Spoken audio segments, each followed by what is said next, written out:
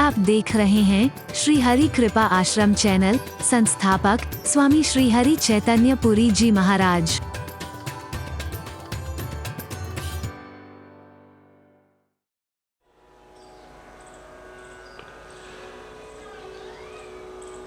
कोई उधर से, कोई इधर से, कोई इधर से, कोई इधर से। एक बिंदु ऐसा आया, वहां पर सबकी मुलाकात हो गई। तुम कहां जा रही हो? तुम कहां जा रही हो? नहीं नहीं मैं तो, नहीं नहीं मैं तो। एक बोली काहे को छुपाती हो, जा तो वहीं रहना सारे। अरे रास्ते सबके अलग हो सकते हैं, लेकिन हम सबकी मंजिल तो एक ही है ना। तुम उधर से आ रही हो, उधर से आ रही हो, जाना तो कन्हैया के पास ही है, झूठ क्यों बोल रही हो? कान्हा से मिलने जा रही हो ना। हां सखी, अब क्या बताऊं, ये बांसुरी हमको चैन से सोने भी नहीं देती है। हरि बोलना, ये तो सौत हो गई हमारी। इतनी बुरी है, इतनी बुरी है। खुद तो भगवान के इतना करीब रखती है अपने हक को, और हमें दूर रखती है। पता नहीं भगवान को प्रिय क्यों है ये। हम तो भगवान से कहेंगे इसे या तो तोड़ के फेंक दो, या हम उठा करके इसे फेंक देंगी, जला देंगी, तोड़ देंगी इसको। भगवान तो कहते हैं मोही कपट छल छिद्र ना भावा, मुझे कपट और छल रूपी छिद्र पसंद नहीं, इसमें तो 7 छिद्र हैं। हरि बोल। भगवान तो कहते हैं मुझे लोक लाज और मर्यादा पसंद है, लेकिन ये जब भी बचती है हम लोक लाज मर्यादा को छोड़ करके बेशर्म होकर भाग देती हैं। जो लोक लाज मर्यादा को खत्म करती हो, वो बांसुरी अच्छी कैसे हो सकती है? आज तो हम फैसला करके छोड़ेंगे। एक कहती है सखी, बुरा मत मानना, एक बात कहूं, तुम कहती हो कि वो करीब रहती है और हमें दूर रखती है। अरे वो तो पुकार रही है ना, आओ आओ, वो बजती है तभी तो तुम दौड़ दौड़ के जाती हो। वो तो निमंत्रण दे रही है कि तुम भी आगे बढ़ो। वो तुम्हें दूर कहां रखना चाहती है? वो तो कहती है तुम भी आगे बढ़ो ना। तुम स्वयं ही ना बढ़ना चाहो तो। हरि बोल। तुम बुराइयां देखती हो, दोष देखती हो, जिसके कारण भगवान के करीब नहीं आ पाती हो। ये दोष दृष्टि छोड़ो। सज्जनता इसमें है कि जहां से अच्छाई मिले उसे लो। तुमने कहा 7 छिद्र हैं उसमें, छिद्र तो अच्छे नहीं होते हैं। हरि बोलना। 7 छिद्र हमारे भी हैं। वो हमेशा सुर में बजती है, पर हमारे वाणी के सुर भी बदल जाते हैं, हमारे नाक के सुर भी बदल जाते हैं, हमारे आंखों के सुर भी बदल जाते हैं। हम सुर खराब कर देते हैं, इसलिए भगवान को प्रिय नहीं बन पाते। अपने आप को सुर में रखो ना, अपने इंद्रियों के सुरों को संभाल करके रखो। इन्हें कंसुरा मत होने दो, इन्हें असुर मत बनने दो। हरि बोल। हे सखी, दूसरी कहती है बुराइयां तो बहुत कर रही हो बांसुरी की। तुम जानती हो कितना कठोर तप किया होगा इस बांस ने, कितनी गर्मी, कितनी सर्दी, कितनी वर्षा सहन की होगी इसने जंगल में, फिर भी उनमें से कोई बांस बांसुरी बनने लायक नजर आया। कितनी तपस्या की है, कितनी साधना की है इसने। ऐसे ही उसकी बांसुरी नहीं बन जाती है बांस की।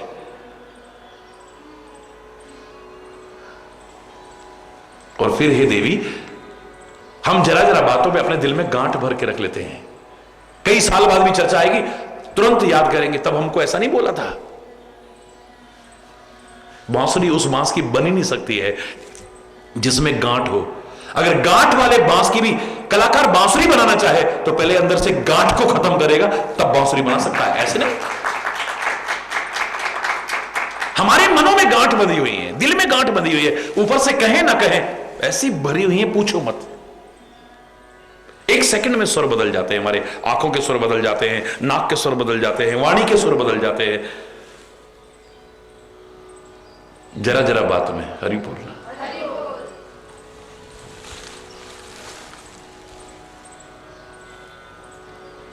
दिल में अगर गांठ होगी, बांसुरी नहीं बन पाएगी और भगवान के करीब नहीं आ पाएगी। बच्चे भगवान को क्यों प्रिय हैं? सब बच्चों को मालूम है, महाराज जी जरूर पूछेंगे बेटा आप इतने अच्छे क्यों लगते हो, बच्चे अच्छे क्यों लगते हैं? तो अब रट गया है उनको कि महाराज जी कहते हैं बच्चे मन के सच्चे। पुराना गीत भी था ना, बच्चे मन के सच्चे, सारी जग की आंख के तारे, ये वो नन्हे फूल हैं जो भगवान को लगते प्यारे। क्यों लगते हैं ये प्यारे? क्यों लगते हैं ये प्यारे? ये भेदभाव नहीं करते हैं, भेदभाव हम सिखाते हैं। ये तुम्हारी औकात का है जिसके साथ खेल रहे हो, ये तुम्हारे स्टैंडर्ड का है जिसके साथ खेल रहे हो। ये तो हिंदू है, ये मुसलमान है, ये सिख है, ये हमने सिखाया है, इनको नहीं मालूम।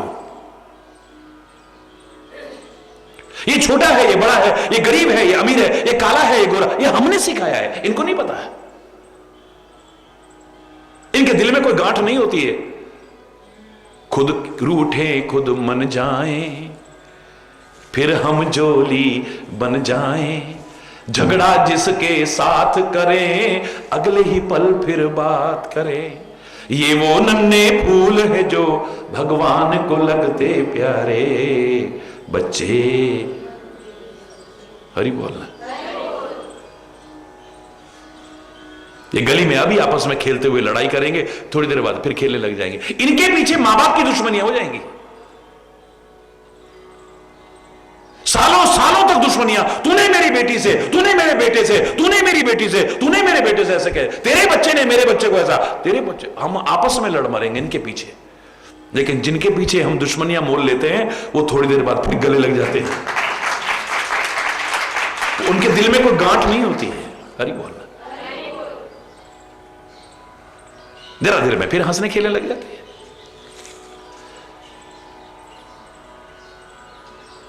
हे देवी, हम भगवान को और सदगुरु को भी अपने अनुरूप ढालना चाहते हैं। हमारे मन के अनुकूल ना हो तो फिर देखो जरा देर में ही और बोलना, ये उनके अनुरूप ढलती है। इसने कभी नहीं कहा अगर ये मान लो भगवान उसमें दर्द का नगमा छेड़ दे तो बांसुरी प्रतिकार करेगी कभी? बोलो, आपने मेरे अंदर दर्द क्यों भर दिया? दर्द भरी आवाज भी आती है ना इसमें। खुशी का नगमा भी छेड़ा जा सकता है। वो कहती है तू खुशी दे या गम, हमें दोनों है पसंद है?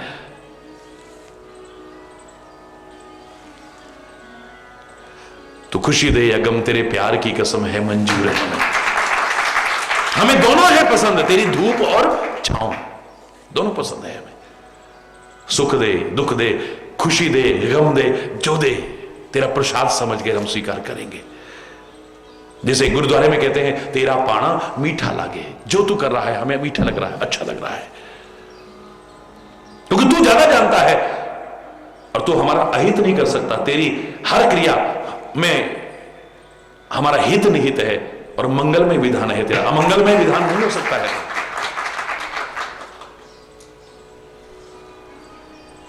हमारे अंदर खुशी भर दे या दर्द भर दे, तो बांसुरी ने कभी नहीं कहा रात का राग दिन में बजाएं, दिन का राग रात में बजाएं, तो बांसुरी मना करेगी क्या? जब चाहे बजाए, हरि बोलना, जैसे चाहे बजाए, जैसी चाहे धुन भर दे उसमें, बांसुरी कभी प्रतिकार नहीं करती है। उसने उसकी मर्जी का गुलाम अपने आप को बना दिया है, हम उसे अपनी मर्जी के अनुसार ढालना चाहते हैं। कैसे प्रिय बन जाएंगे हम? हरि बोलना। हम खाली जबान से कहते हैं हमने अपने जीवन का भार आपके हाथों में सौंप दिया है, सौंपते नहीं है। जबान कहती है, दिल स्वीकार नहीं करता है। अब सौंप दिया इस जीवन का सब भार तुम्हारे हाथों में है, जीत तुम्हारे हाथों में और हार तुम्हारे हाथों में। गाने में बड़ा सरल है। अभी थोड़ी देर बाद पूछो क्यों नहीं आए, क्या करें महाराज जी, अभी भार है, बहुत सारे भार हैं अभी सिर पे, क्या करें? तू तो कह रहा था अब सौंप दिया इस जीवन का सब भार तुम्हारे हाथों में। इसका मतलब खाली तूने कहा ना, सौंपा तो नहीं ना है। तेरी हालत तो उस ऊंट वाले की तरह हुई ना, जो 100 किलो वजन का व्यक्ति एक ऊंट पर बैठ करके जा रहा था और 60 किलो की पोटली अपने सिर पे रख के जा रहा था। किसी ने कहा बेवकूफ, ऊंट पर बैठा हुआ है और अपने सिर पे पोटली। बेवकूफ नहीं, मैं बहुत दयावान हूं। कैसे? बोले बेचारा बेजुबान है, बेजान तो नहीं है ना, इस पर इतना भार, 100 किलो का मैं, 60 किलो की गठरी, इतना वजन बेचारे पे क्यों लादना, मैंने तो इसलिए अपने सिर पे रख लिया है। उसने कहा बेवकूफ, जब किसी के ऊपर हम अपना भार डाल देते हैं, उसके बाद कितना भी भार चाहे अपने पे डालो या उस पे, जाएगा तो सारा का सारा उसी के ऊपर ही है। तो अपनी गर्दन काहे को अकड़ा रहा है? तो हमने खाली कहा, सौंपा नहीं। बांसुरी है, पूरा का पूरा भार कहां होता है? बोलो ना, बांसुरी का पूरा भार कहां होता है? वो कहे ना कहे, लेकिन उसने भगवान के हाथों में सौंप दिया है पूरा। हरि बोल। क्या विशेषता है उसकी जो परमात्मा को प्रिय है, परमात्मा का कृपा पात्र बना है। हम भी वैसे बनने की कोशिश क्यों नहीं करते? हम उनसे जलन क्यों करते हैं, ईर्ष्या क्यों करते हैं?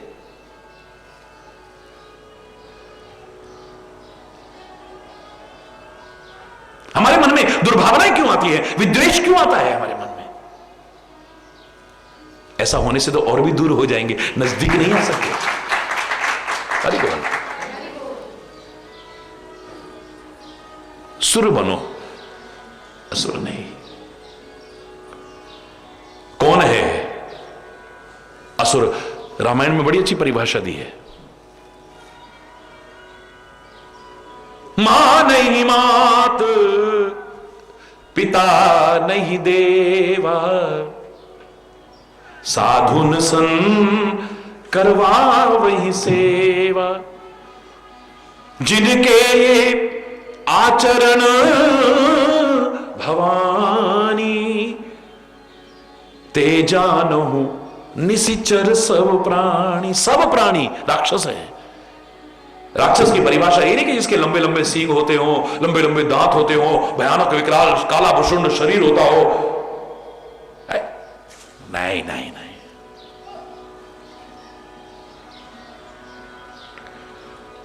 उन्होंने कहा जो माता पिता को नहीं मानते, माता पिता की नहीं मानते, संतों गुरुओं की नहीं मानते, को मानते हैं, की नहीं मानते, वेद पुराणों को नहीं मानते, तीर्थों को नहीं मानते, देवों को नहीं मानते और उनकी नहीं मानते, और जिनकी सेवा करनी चाहिए उनसे सेवा करवाते हैं, बोले चाहे कोई भी क्यों ना हो, सब राक्षस है। जिनके ये आचरण भवानी, जानहु ते निश्चर सब प्राणी। जिनके ऐसे आचरण है ना, वो सारे के सारे राक्षस हैं। भगवान शिव कहते हैं पार्वती, और जब जब धर्म की ग्लानि होती है, अधर्म फलता फूलता है, असुर अभिमानी बढ़ जाते हैं, अधम लोग बढ़ जाते हैं, घोर अनीति करते हैं, अत्याचार करते हैं, सताते हैं लोगों को, तब तब प्रभु धरी विविध शरीरा, तब तब परमात्मा विभिन्न शरीर धारण करके हर ही कृपा निधि सज्जन पीरा, परमात्मा श्री हरि सज्जनों की, भक्तों की पीड़ा का हरण करते हैं। असुर मार था पही सुरन, असुरों को मार करके। मेरे परमात्मा के विरोध असुरों से नहीं है, असुरता से है, ध्यान रखना। जिसे आज भी बड़े सरल शब्दों में महापुरुषों ने, कई महापुरुषों ने कहा है कि पाप से घृणा करो, पापी से नहीं। पाप अगर दूर हो जाएगा, व्यक्ति पापी नहीं है। कुकर्म दूर हो जाए, कुकर्मी नहीं रहेगा। अधर्म दूर हो जाए तो व्यक्ति अधर्मी नहीं है। शराब से विरोध होना चाहिए, शराबी से नहीं। शराबी को मत मारो, शराब को दूर करो। हरि बोल। जुए को दूर करो, जुआरी को दूर मत करो। हरि बोल। जब ये विकृतियां दूर हो जाएंगी, बुराइयां, सामने वाला तो अच्छा इंसान बन करके उभरेगा। तो फिर भगवान ने क्यों मारा?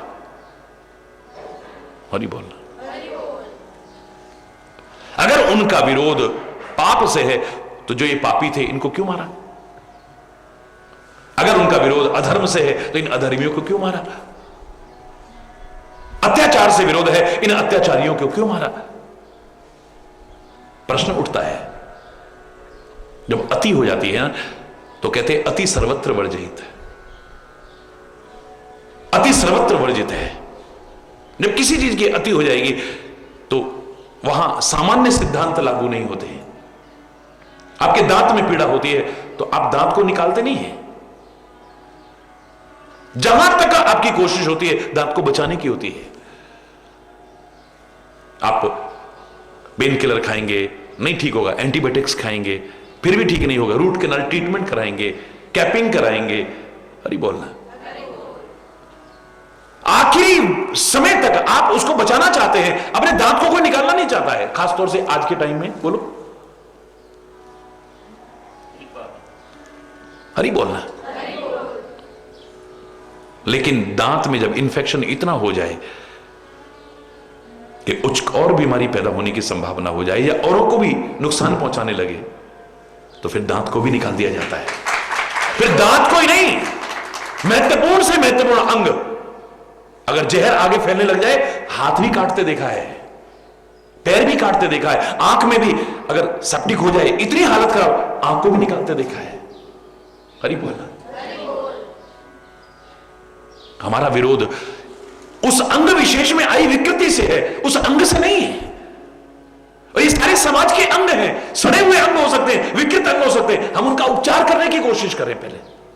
जब अति हो जाए तो है, और वो भी हमें अधिकार नहीं है। हरि बोलना। जिसको दंड देने का अधिकार है वही देगा। ऐसे लोगों के लिए भी हम सबको कानून अपने हाथ में नहीं लेना चाहिए। हरि बोलना।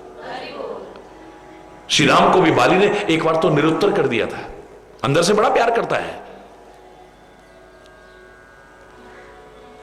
आप तो धर्म के लिए अवतरित हुए हैं, आपने यह धर्म का काम क्यों करा?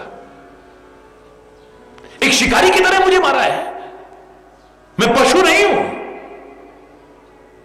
आपने ऐसा क्यों किया? और मैं आपका दुश्मन कैसे हो गया और सुग्रीव आपका प्रिय कैसे हो गया? आपने ऐसा क्यों किया? कारण कवन नाथ में, किस कारण से आपने मुझे मारा है बताइए ना आप। भगवान ने कहा कि इन लोगों को मारने में कोई पाप नहीं होता है। अनुज वधु, अपने छोटे भाई की स्त्री से अगर कोई गलत नजर रखता है तो,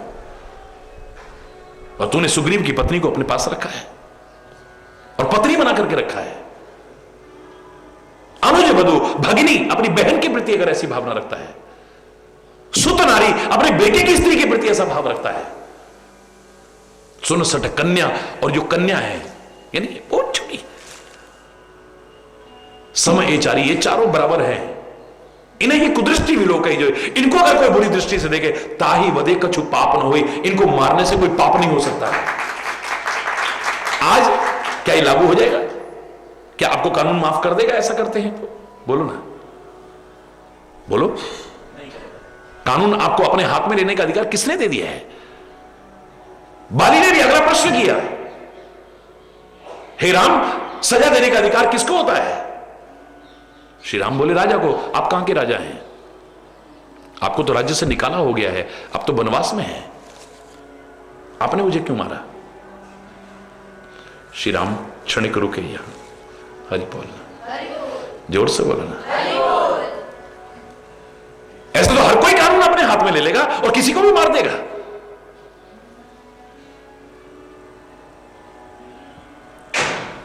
फिर श्री राम कहते हैं, हे बाली, सुग्रीव मेरा मित्र है, तो मित्र का मित्र मेरा मित्र, मित्र का शत्रु मेरा शत्रु, मेरे मित्र के तुम शत्रु हो, इसलिए मेरे भी शत्रु हो, इसलिए मैंने तुमको मारा है।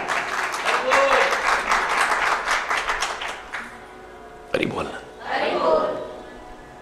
ठीक है, ये अंग विकृत अंग है समाज के, लेकिन उस विकृति को दूर करने का अधिकार हमको है, उस अंग को काटने का नहीं। अति हो जाए तो मैं तो पहले कहा करता हूं कि भगवान मारने नहीं, वो तो तारने आते हैं। उनकी नकल मत करना, वो समर्थ हैं, समर्थ को दोष नहीं है, हमें दोष है।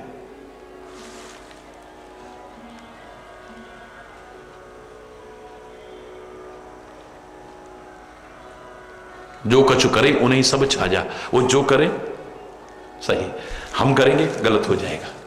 हरि बोलना। अधूरी नकल मत करो, पूरा जानने की कोशिश करो पहले। तो हमारा विरोध अधर्म से होना चाहिए, अधर्मी से नहीं, पाप से होना चाहिए, पापी से नहीं। शराब से होना चाहिए, शराबी से नहीं। जुए से होना चाहिए, जुआरी से नहीं। कुकर्म से होना चाहिए, कुकर्मी से नहीं। इन चीजों को दूर करो ना। ये चीजें दूर हो गई तो सामने इंसान कौन बुरा है समझे। हां, जब अति हो जाए तो असुर मारी, फिर राक्षसों को मारा भी है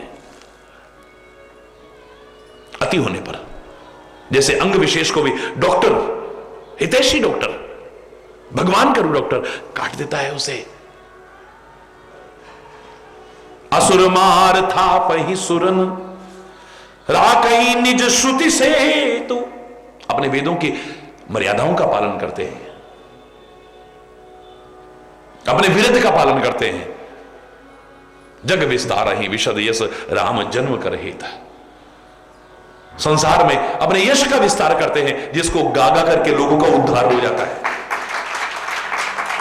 यही राम जन्म का कारण हो सकता है, और क्या कारण हो सकता है।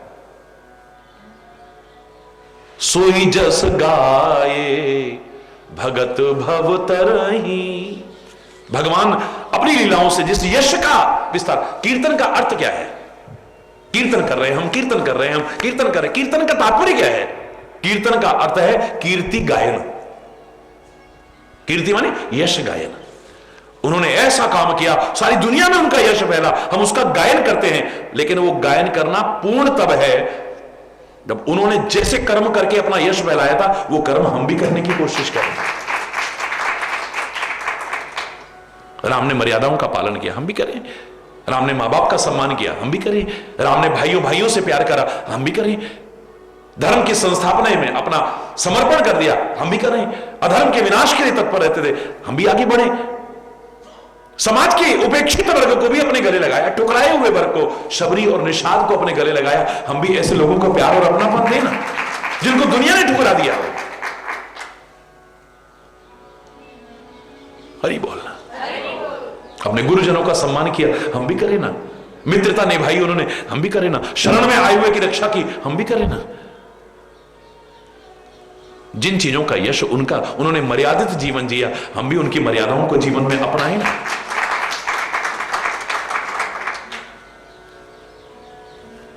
सोई जस गाये भगत भव तरही, कृपा सिंधु जनहित तनु धरही।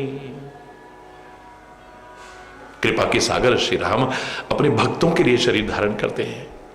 मुझे नहीं लगता इन राक्षसों के लिए आते हैं। राक्षसों को तो वो निराकार रूप में भी मार सकता है, उसको क्या है। जिसके अंदर से हट गया मौत हो गई। आत्म रूप से वही तो बैठा हुआ है ना। जब तक वो बैठा है तभी तक व्यक्ति है, जब वो अंदर से हट गया मिट्टी की ढेरी है। हरि बोलना। एक क्षण में ऐसा परिवर्तन आ जाएगा जिसको देखे बिना नहीं रह पाते थे हम, अब देखने को भी मन नहीं करेगा। जिसको कभी अपने से दूर करने को मन नहीं करता था, अब जल्दी ले चलो, जल्दी ले चलो, जल्दी ले चलो।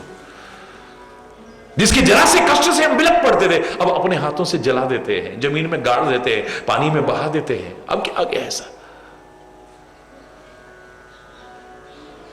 वो तो वैसे भी कर सकता है। इसके लिए मानव शरीर धारण करे, 14 साल जंगलों में भटके, इतना कष्ट उठाए। अरे नहीं, इतनी सेना इकट्ठी करे, सागर पर पुल निर्माण करे, तब राक्षसों का वध।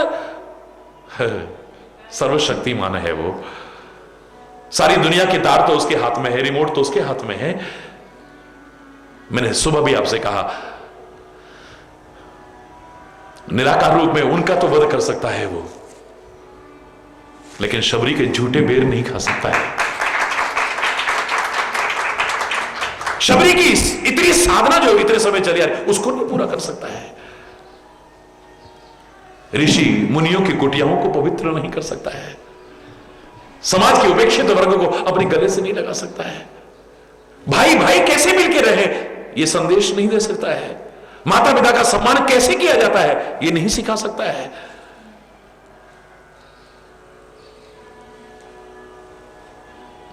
मुझे तो लगता है खाली इनके लिए आता है वो। हरि बोल।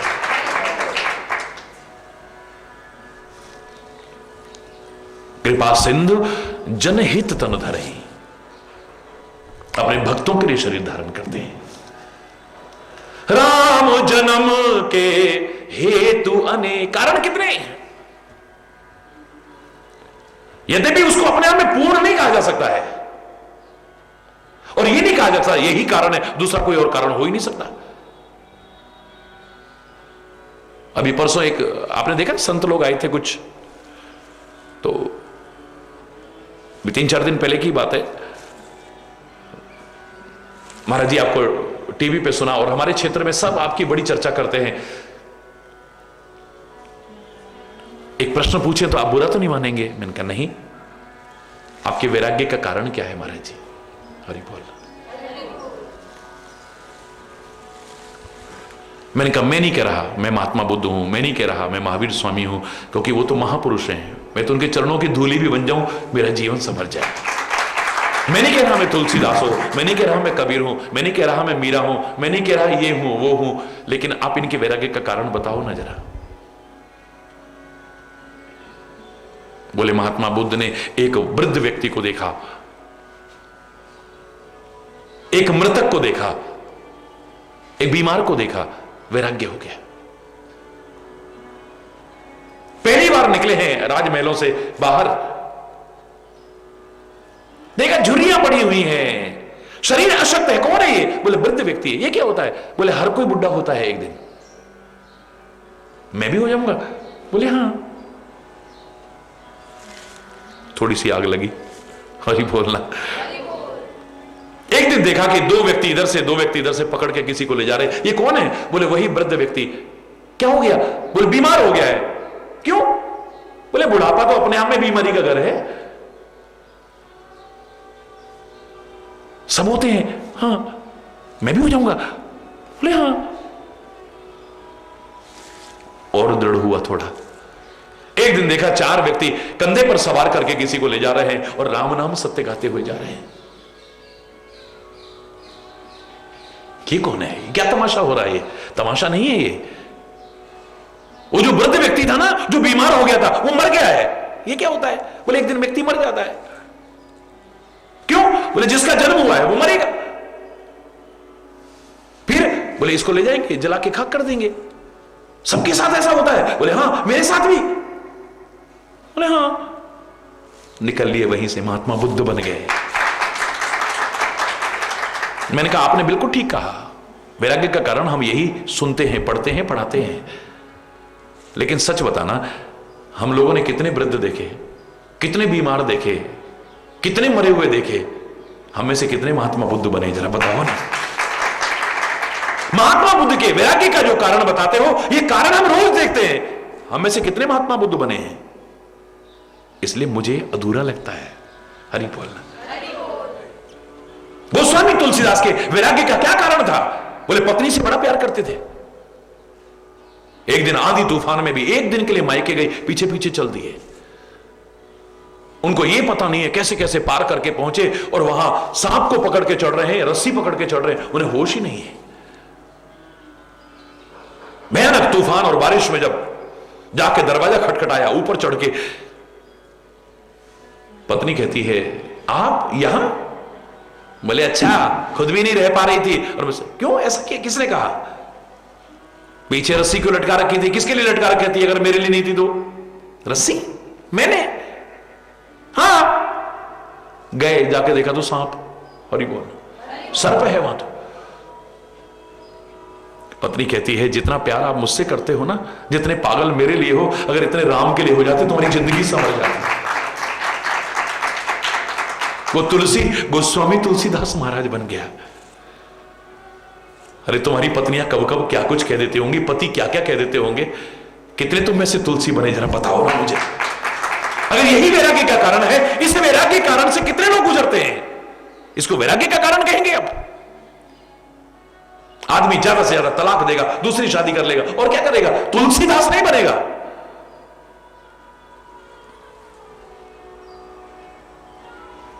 चैतन्य महाप्रभु के वैराग्य का क्या कारण है?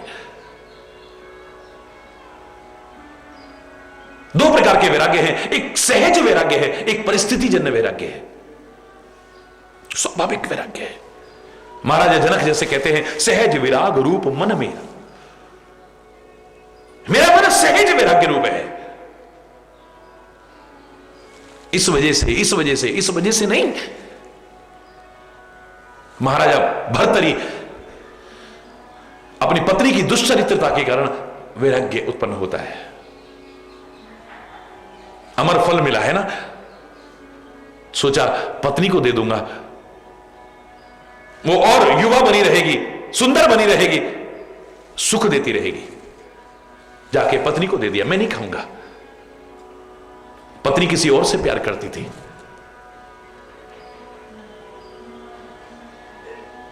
वो जाके उसको दे देती है, ये युवा बना रहेगा, मुझे सुख देता रहेगा। वो रानी से संबंध रखता है लेकिन प्यार नहीं, वो किसी वैश्या से प्यार करता था, वो ले जाकर के उस वैश्या को दे देता है। ये जवान बनी रहेगी, मुझे सुख देती रहेगी।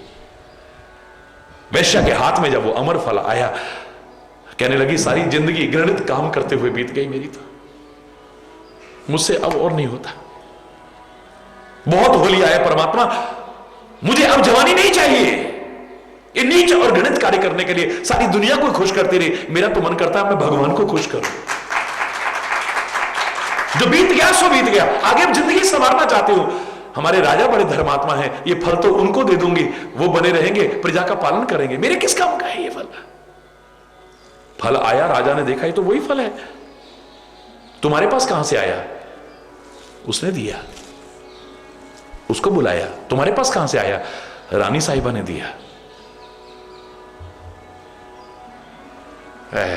याम चिंतयामी, संस्कृत के श्लोक निकलने लगे अंदर से। महाराजा भर्तरी कहते हैं याम चिंतयामी सततम मही सा विरक्ता, मैं रात दिन जिसकी सोच में रहता हूं, जिसके लिए इतना प्यार करता हूं, वो मेरे से प्यार ही नहीं करती है, वो किसी और से प्यार करती है। वो जिससे प्यार करती है वो किसी और से प्यार करता है। वो जिससे प्यार करता है वो वैश्या अपने राजा से प्यार करती है। धिक्माम, मेरे को धिक्कार है, धिक्काम, उस काम को धिक्कार है जिसकी वजह से सब नाटक हो रहा है। धिक्ताम, उसको धिक्कार, उसको धिक्कार, उसको धिक्कार, छोड़ करके निकल लिए, महाराजा भर्तरी बन गए। अब ये भी कोई वैराग्य का कारण नहीं है। कितनों की पत्नी की दुष्चरित्रता सामने आती है, ज्यादा से ज्यादा छोड़ देंगे, अरे बोलना, तलाक ले लेंगे, दूसरा विवाह। महाराजा भर्तरी कितने बने बोलो? मुझे तो लगता है महापुरुषों से उनके वैराग्य का कारण मत जानना। ये तो वो दिव्य विभूतियां हैं जो भगवान ही किसी कार्य विशेष के लिए भेजते हैं। क्या वैराग्य का कारण हो सकता है? अभी 3-4 दिन पहले की बात है, चरणों में गिर गए, बोले महाराज जी क्षमा याचना चाहते हैं, आपने बिल्कुल सत्य कहा, आइंदा किसी संत से उसके वैराग्य का कारण नहीं पूछेंगे हम। अरे बोल,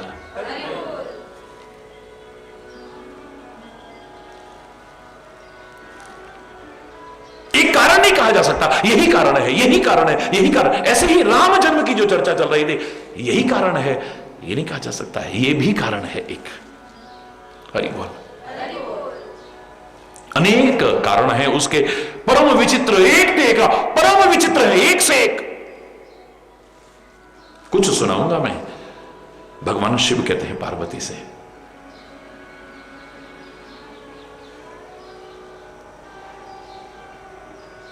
उसकी कृपा से मैं भी कुछ सुनाऊंगा। सुनना, अपनाना, जीवन का उद्धार करना।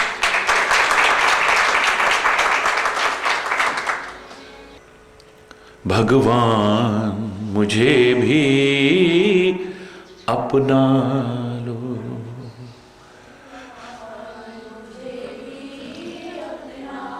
मैं शरण तुम्हारी आई हूं, मैं शरण तुम्हारी आई हूं।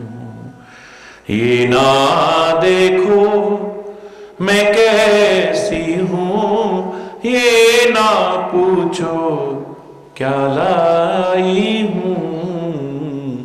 भगवान मुझे भी अपना लो, भगवान मुझे भी अपना लो, भगवान मुझे भी अपना लो।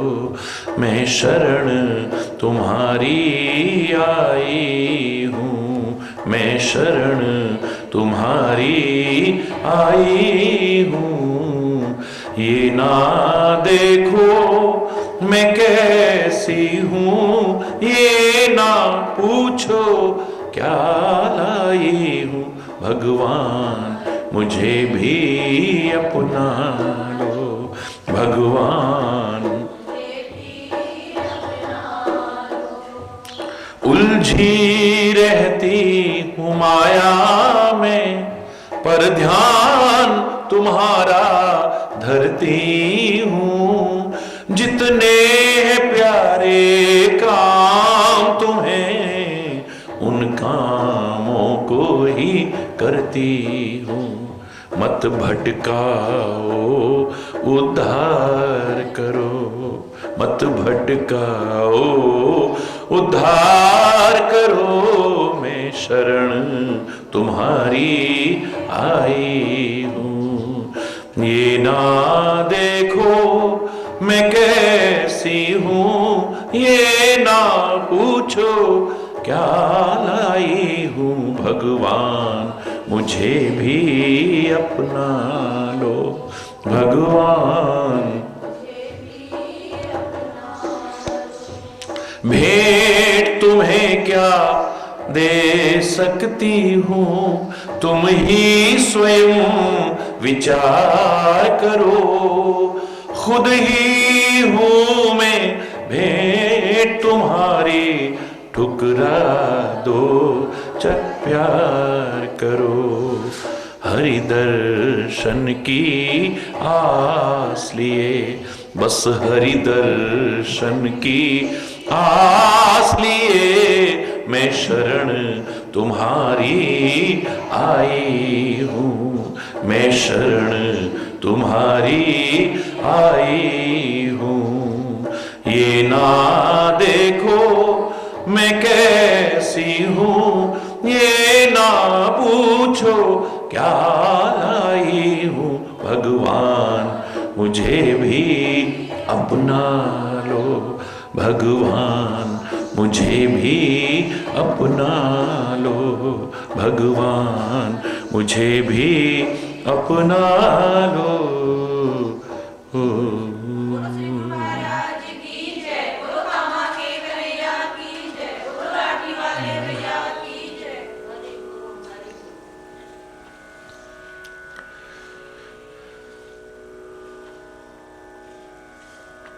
भगवान शिव कह रहे हैं पार्वती, यही कारण है श्री राम अवतार का।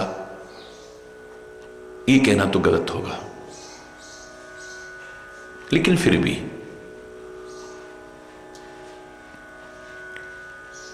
परमात्मा ने जब जब आवश्यकता पड़ी धर्म की संस्थापना के लिए, अधर्म के विनाश के लिए, अपने भक्तों को सुख पहुंचाने के लिए, पृथ्वी का भार हरण करने के लिए, संतों की रक्षा करने के लिए,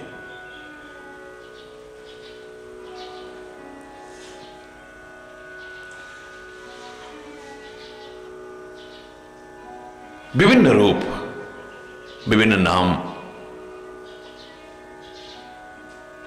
अगणित लीलाएं हैं परमात्मा की।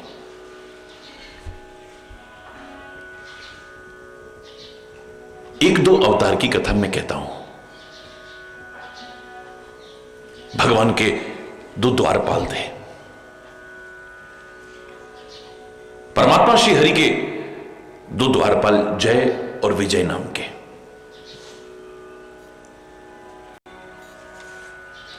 इतिहास में वर्णित है, सनकादिक ऋषियों के शाप के कारण तामसी राक्षसों का शरीर उन्होंने प्राप्त किया। हिरणाक्ष, हिरण्यकश्यप,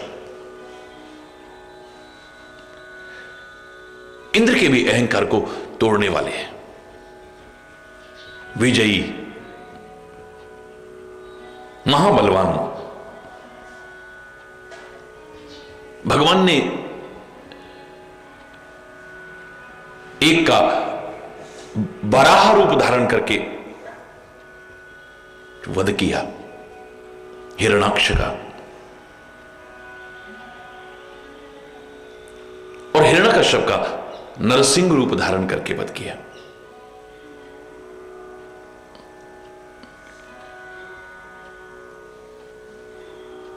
कई बार अगर विचार करें तो लगता है कि ये तो परमात्मा के बहुत प्रिय सेवक थे, किसी कारण से इस दशा में आ गए। अगर इस उदाहरण को हम केंद्र बिंदु में लेकर के चलते हैं तो यह असत्य नहीं होगा कहना कि भगवान मारने नहीं तारने आते हैं, उबारने आते हैं। मुझे लगता है कि परमात्मा अपने उन द्वारपालों को, अपने उन सेवकों को जो किसी भी कारण से इस दशा तक पहुंच गए, वहां से उन्हें उभारने आए।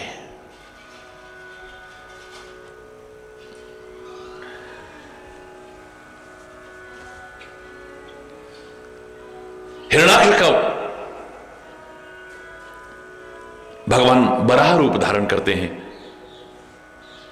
और हिरण्यकश्यप के लिए नरसिंह का रूप धारण करते हैं। प्रहलाद की भक्ति का यश चारों ओर फैलता है। ये जो हिरण्याक्ष और हिरण्यकश्यप थे, ये फिर जाकर के रावण और कुंभकर्ण बनते हैं। हरि बोल। मुक्त नहीं हुए है, भगवान के द्वारा वध होने के बावजूद इनकी मुक्ति नहीं हुई। कारण क्या था? विप्र श्राप थे।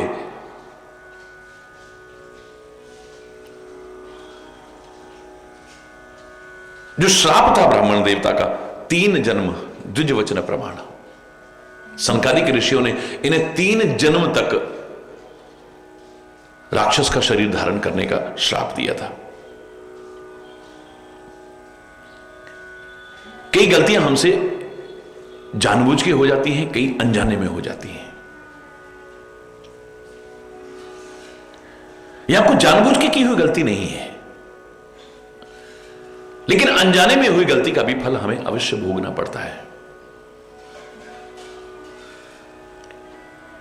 जग विदित है कि सनकादिक ऋषियों के लिए कहीं भी प्रवेश वर्जित नहीं है। द्वारपाल हैं, इनका कोई दोष नहीं है। सनकादिक ऋषि आए, व्यवस्था के अनुसार, प्रभु की आज्ञा के अनुसार उन्होंने कह दिया कि प्रभु नहीं मिल सकते हैं, अभी दर्शन नहीं हो सकते। उन्होंने फिर द्वारा कहा, फिर इन्होंने मना कर दिया। तीसरी बार फिर कहा, फिर मना कर दिया। उन्होंने श्राप दिया। एक तरफ अगर देखें सेवक भाव, तो कहते हैं हम अपनी सेवा पर दृढ़ रहेंगे, चाहे हमें श्रापवश कोई भी दुख क्यों ना भोगना पड़े, हमें उसकी परवाह नहीं है। भगवान की सेवा का जो नियम है हम उसका पालन करेंगे। दूसरी तरफ अनजाने में एक गलती हुई कि वो नियम औरों के लिए था, सनकादिक ऋषियों के लिए नहीं। विनम्रतापूर्वक कुछ आवेदन कर सकते थे, निवेदन कर सकते थे, प्रार्थना कर सकते थे। 3 जन्म तक तुम जाओ, राक्षस हो जाओगे। इस शाप के कारण मुक्ति नहीं हुई उनकी।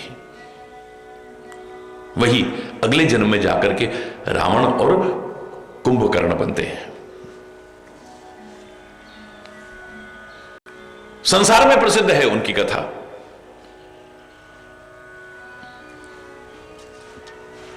तो एक बार तो इनके लिए श्री राम ने अवतार धारण किया। किनके लिए?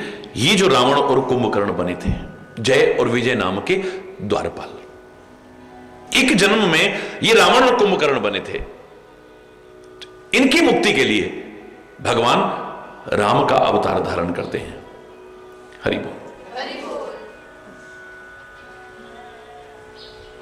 वहां पर उनके माता पिता कौन थे? कश्यप अदिति तहां दशरथ कौशल्या विख्यात। कश्यप और अदिति वहां इनके माता पिता थे। दशरथ और कौशल्या के नाम से विख्यात एक कल्प तो भगवान ने इसलिए अवतार धारण किया और बहुत ही संसार को पावन बनाने के लिए पवित्र चरित्र की है।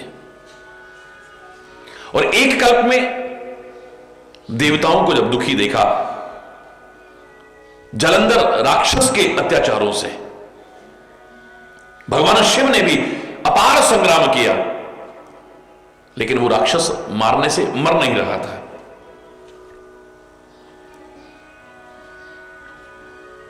पत्नी की